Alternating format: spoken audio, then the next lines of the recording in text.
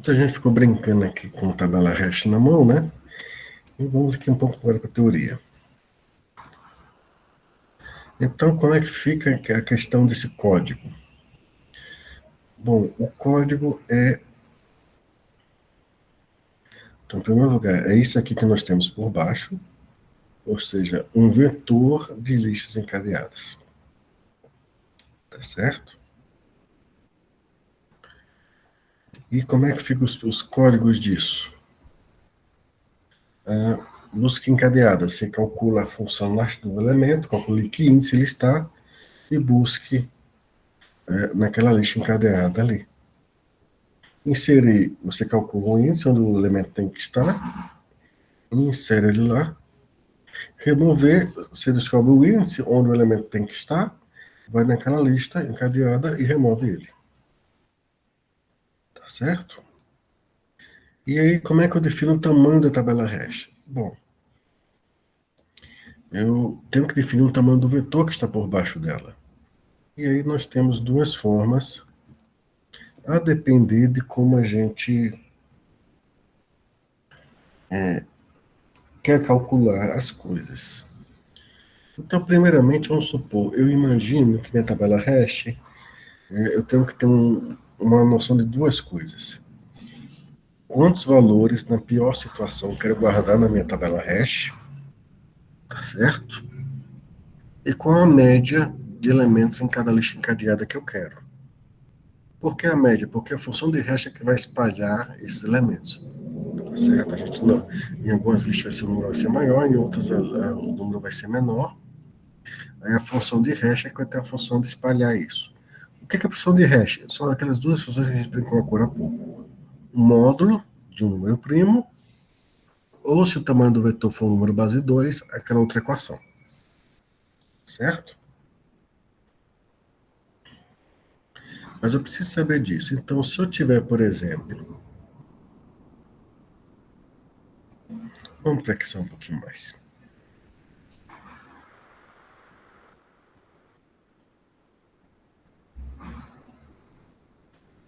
Se eu quero guardar, por exemplo, 10.000 elementos numa tabela hash, tá certo? Esse é o meu N, aliás, perdão.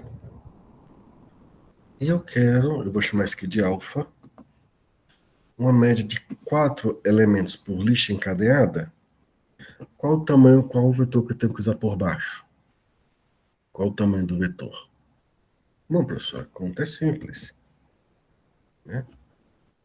10.000 dividido pela média, 4.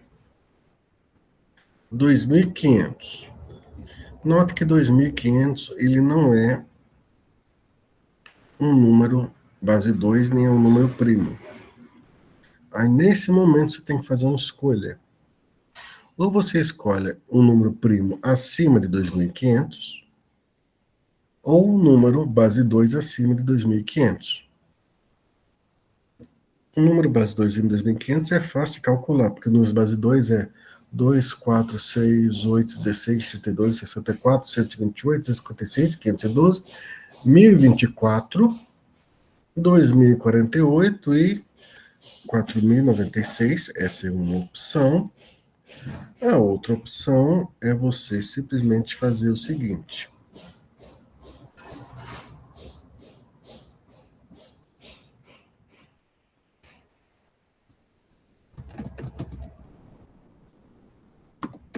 Você chega no Google e pergunta lista de números primos. Aí ele vai lhe dar mais uma lista enorme. Tá bom? Aí eu procuro um número primo aqui que seja acima de 2.500 e tem que ficar entre 2.046 e 4.096, então perto de 3.000. Perto de 3.000, deixa eu aumentar aqui o tamanho da minha fonte, para vocês lerem com mais tranquilidade. Perto de 3.000 nós temos os seguintes números: 3.001, 3.011, 3.019. 3 milhões é legal. Então eu chego, o outro tamanho possível da minha tabela hash, depois que eu quero. Você chutou um bom número primo, 2.503, mas ele tem que ser o mais afastado possível, tem essa condicionante também. Então eu escolhi 3 milhões. Não tinha uma resposta certa. Eu só queria ficar entre 2.048 e 4.096, mais ou menos no meio. Não precisa ser preciso. Mas quanto mais afastado do número primo, mais afastado do número base 2, melhor. Tá certo? Porque aí ele vai espalhar melhor também as coisas. Tá certo? Então, é isso que, quando a pessoa pergunta, dimensiona a tabela hash. Você tem que saber quantos elementos você quer e a média dos elementos, que você chama de alfa. Aí você escolhe ou o número base 2 acima dele, ou um número primo acima dele, mas que fique mais ou menos no meio entre os números base 2. Tá? Não tem uma resposta única. O número base 2 tem, óbvio. 2.500, o primeiro número base 2 acima dele é 4.096. Seria ele. Mas o número primo, você tem mais de uma resposta possível. Você teria que consultar só uma lista de números primos para fazer isso. Tá certo? Aí, com um vetor de 3.000 posições, você é capaz de guardar 10.000 elementos e em 4 interações em média, você encontra a posição do elemento. A título de curiosidade, se fosse uma busca binária sobre 10.000 elementos, ela levaria em torno de 13 iterações. Então, isso está mais rápido que a busca binária nesse dimensionamento. Então, quando você quiser dimensionar uma tabela hash, leve em conta essa situação. Você tem essa questão da eficiência, mas aí você pode talvez sacrificar. Se eu quisesse, por exemplo, deixa eu fazer isso aqui na forma de equação mesmo.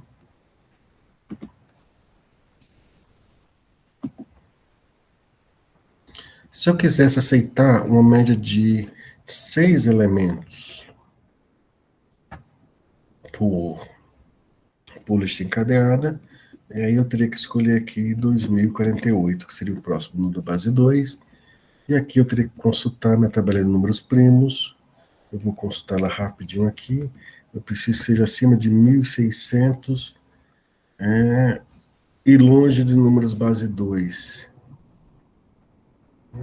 Ali está entre que ser entre 1.000 acho que perto de 1.667, acho que dá para pegar um pouco acima dele que vai servir. Ah, ele é um número primo.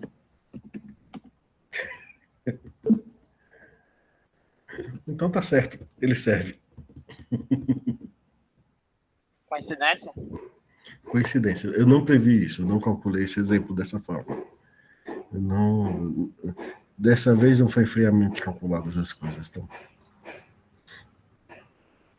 Então, eu teria essas opções para dimensionar minha tabela hash. Tá bom?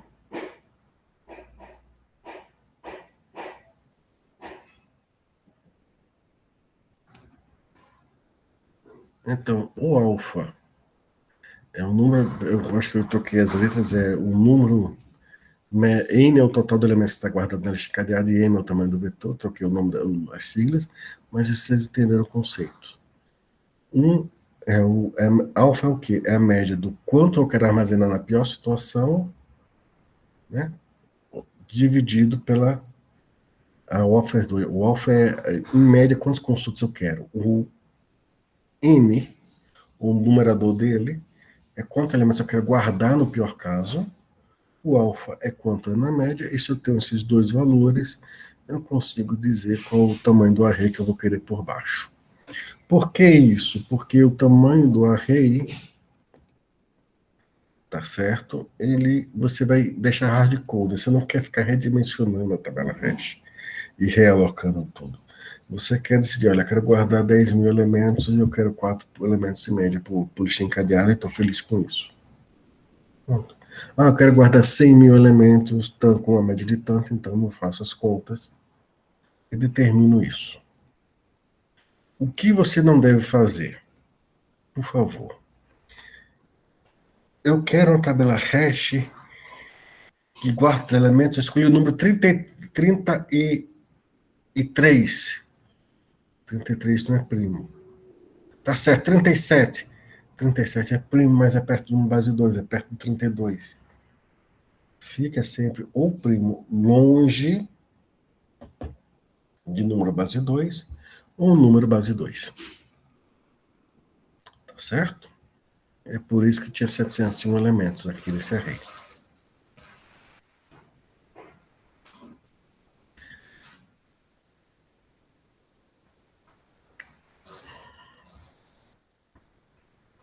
Uma coisa que ainda falta alguém me explicar sobre Java, é que Java tem a tabela hash implementada.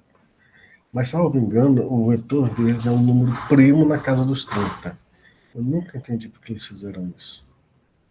Foi uma coisa para mim, assim, não sei se tem algum artigo, algum texto mais avançado que o que eu li. O que eu li foi o material do Corme e do Knut, e lá não tem esse.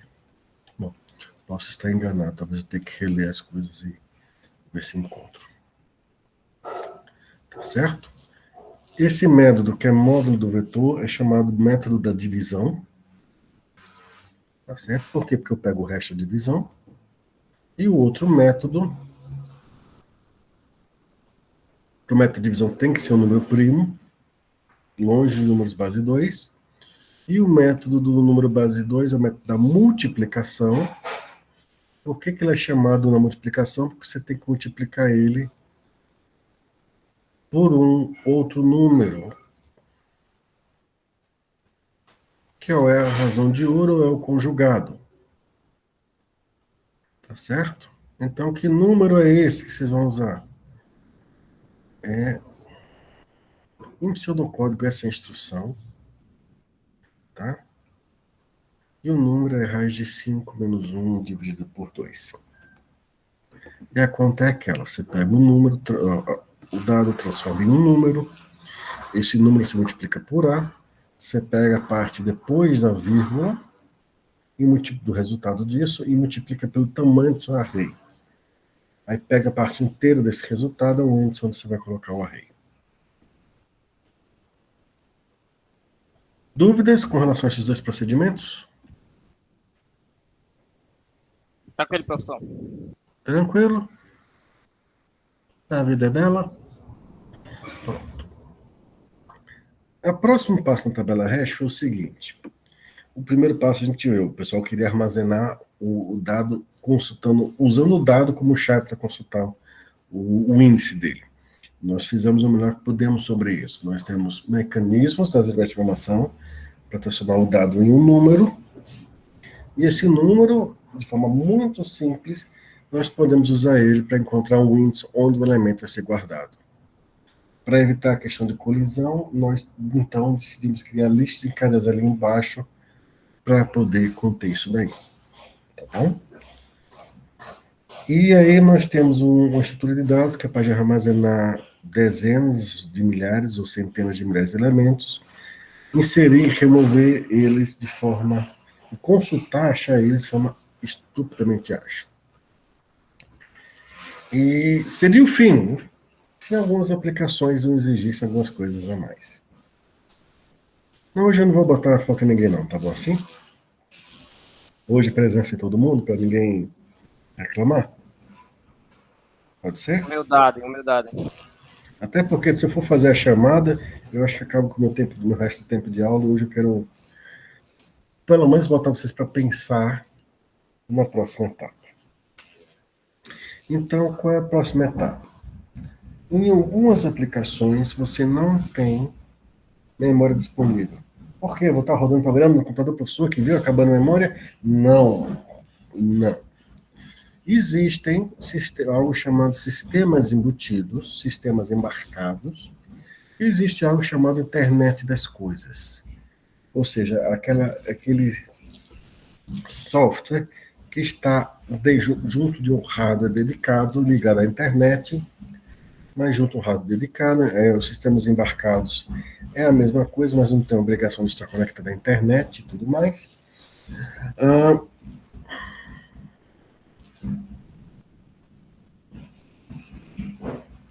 13 e 23, você estava na sala. Ok, eu ajeito isso agora, tá, Túlio? Só o cigarro não deixar, né? Ele me chutou para fora agora.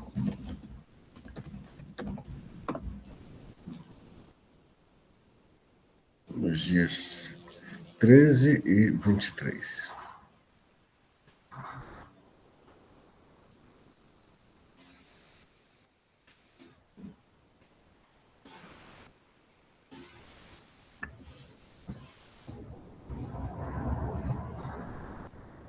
Victor. E o outro no 23, né?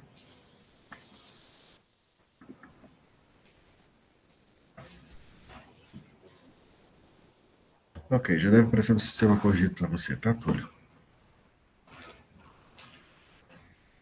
Então, nesses sistemas em que eu estou marcados, muitas vezes algumas partes, algumas funcionalidades têm uma memória dedicada, exclusiva para elas, ilimitada.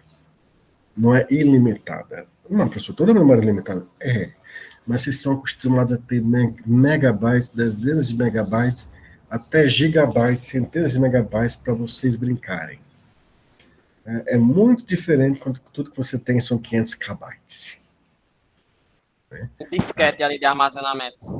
Não é questão de disquete, a questão é que se você querer colocar uma memória que todo mundo está acostumado o tempo todo, você encarece o produto. E às vezes você tem que só ter 500 kbytes ou 1 megabyte. O disquete bolachão mesmo, acho que não cabia nem isso, nem isso. Cabia kbytes ali, e olha. Chega, acho que o menorzinho de plástico mais durinho chegava talvez a 1 megabyte, mas não muito. Ok, Túlio, tá, obrigado. Então, às vezes, porque você não quer dedicar muita memória. Pensa um sensor que está monitorando a atividade sísmica no fundo de um poço de petróleo ou lá em São Francisco para monitorar terremoto. Você não quer deixar ali uma quantidade desnecessária de memória. Um sistema que vai estar no fundo do mar. Já vai ser caro, porque a memória tem que sobreviver às condições, né, mais elevadas. Aí você tem uma memória mais restrita. Nesse caso, o pessoal, se a tabela hash for para guardar dados de tamanho fixo, ou seja, você não vai permitir, você vai querer inserir os dados quando está carregando, ligando o equipamento, e depois. Ô, caminhão passando, desculpa aí, gente.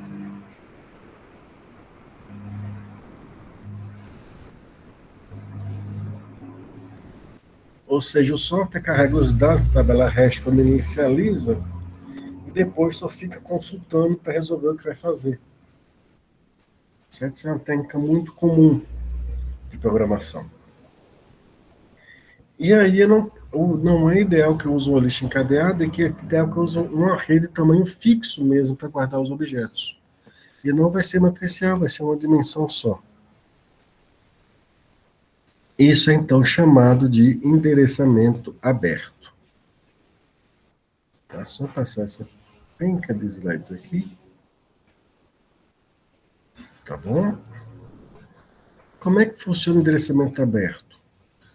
Como eu não vou ter uma lista encadeada para me resolver a colisão, caso dois dados ocupem o mesmo espaço, o que eu vou fazer é dar um segundo endereço ou um terceiro alternativa de endereço para o segundo dado que quer entrar. Ou seja, ao invés de ele colidir, ele vai para um novo endereço que é calculado com base na chave dele. O ônus disso é que na hora de eu pesquisar, ou eu acho direto no índice, ou eu vou ter que ir calculando quais são os outros endereços. Mas isso será uma conta simples, então não será muito mais caro esse tempo do que o tempo que eu tenho para varrer uma lista encadeada. Será curto. A desvantagem é, uma vez que eu inseri o dado, eu não vou removê-lo da tabela hash. Tá certo? Por que eu não posso removê-lo? Porque a gente vai ver, à medida que eu for inserindo os dados, se eu remover, eu posso, sem querer, acabar com o endereço de outro dado. Ou eliminar a chance desse outro dado ser localizado, acho que é a expressão mais adequada. E assim, eu não vou querer fazer isso. certo?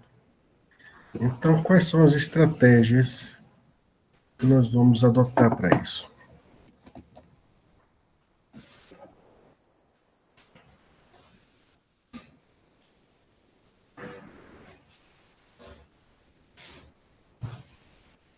Vamos aqui para o visual algo.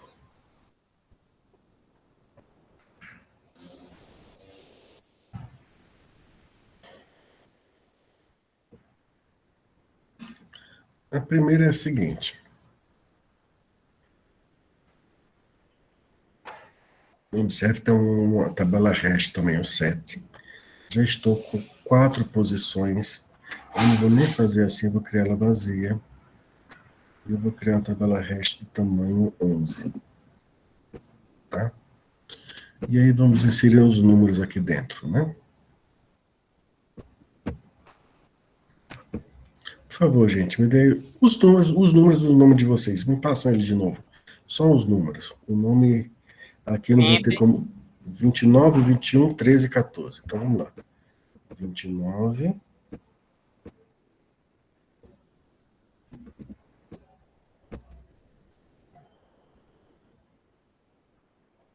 21, 29 deu resto 7, 21, resto 10,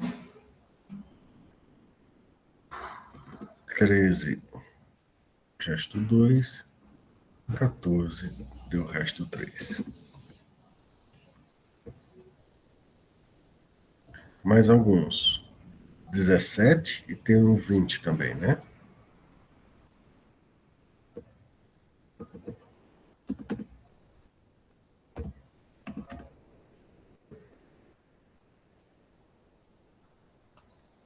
Tá bom? Me dê números aleatórios, não precisa ser do nome, não. Vamos ver o que vai conseguir dar uma colisão agora. 13 ainda não foi, né? Não, 13 já foi, Sidney. Eu preciso de outro número. O que acontece se eu botar, por exemplo, 7? Note que a posição 7 já está ocupada. Então, o que é que vai acontecer?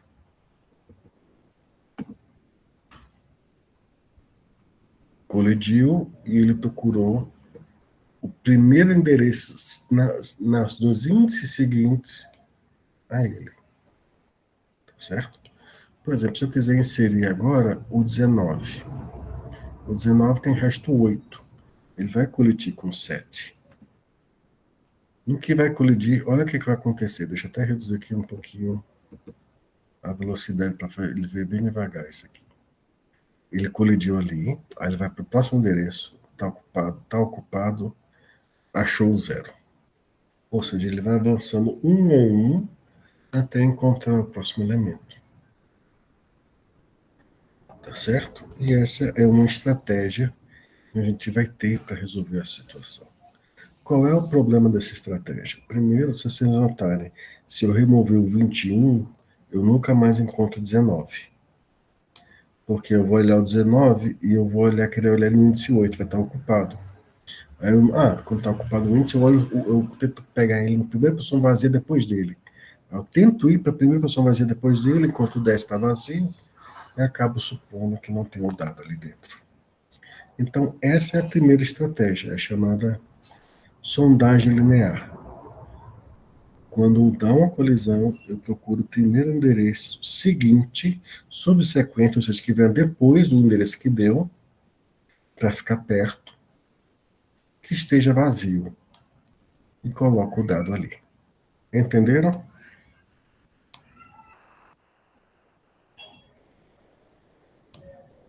Alguém não entendeu? Eu, professor, não entendi não. Pronto. Pode repetir, por favor? Vou inserir aqui, por exemplo, o 28. O 28 ele pede para o índice 6, mas já está ocupado. Então ele vai procurar o primeiro índice que vem depois do 6, que esteja livre. Se acabar o array, ele vai voltar do início até logo antes do 6, mas ele vai avançando um a um. Tá certo? Entendi. Então vamos lá ver inserir o 28. Ó, colidiu, ele vai tentar o próximo. Colidiu, vai tentar o próximo. Colidiu, próximo, colidiu, colidiu, colidiu. Achou um vazio. É aí. Aí insere o valor. Se eu quiser procurar, o que Mas que e vai. quando tiver todos ocupados? Aí ele vai fazer pelo. Não vai poder inserir mais. Você vai poder buscar, mas você não vai poder inserir.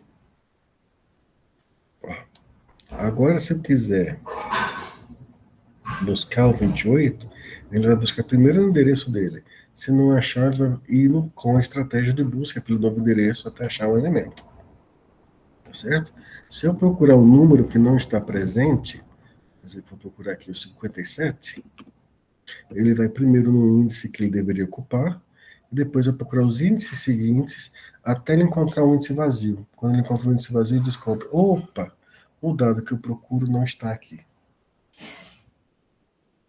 Tá certo? Essa é a estratégia da sondagem linear. E do endereçamento aberto. Note que eu não tenho lista encadeada por baixo. Por que endereço aberto? Porque eu tenho um endereço inicial, mas ele não pode estar lá, pode não estar lá, então o endereço está em aberto. Ele estando lá, ótimo, não estando, eu vou ter que procurar em outro endereço. Tá certo? E é essa a razão pela qual eu não posso remover nessa tabela hash. Por exemplo, se eu for remover o 19, se eu remover o 19, o que vai acontecer? Eu não vou poder achar mais o 28. Porque o 28, ele teve que pesquisar por endereços que estavam ocupados até encontrar um endereço vazio. E se eu esvaziar o endereço antes, eu não vou saber que o 28 está ali. Entendido? Alguma dúvida? Não ligou, professor. Pronto. A gente vê isso com calma na próxima aula. Porque a teoria é muito simples, só que às vezes as pessoas se enrolam na equação, no código, que também é simples. Tá bom?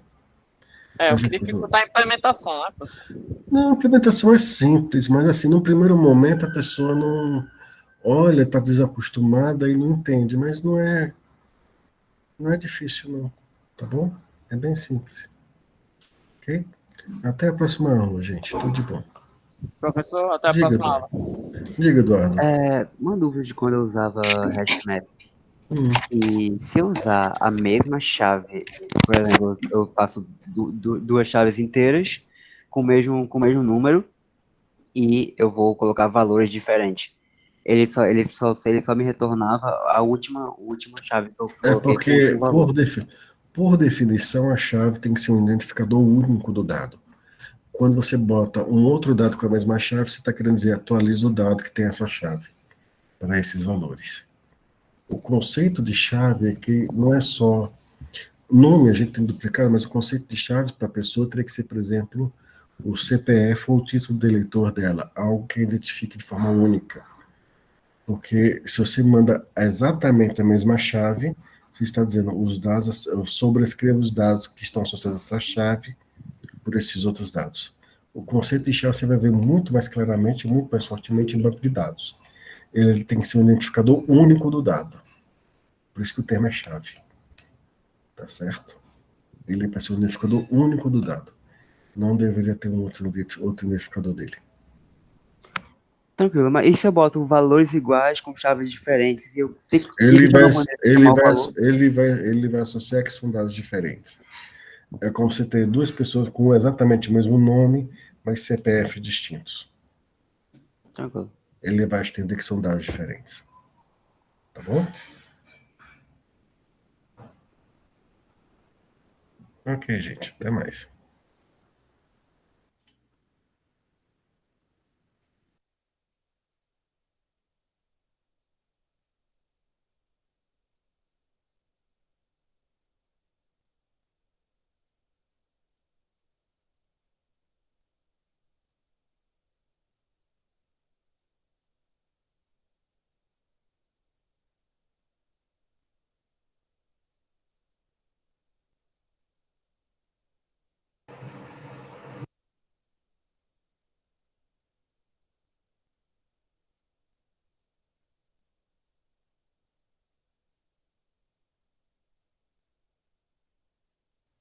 De novo, o professor saiu, esqueceu de tirar a gravação.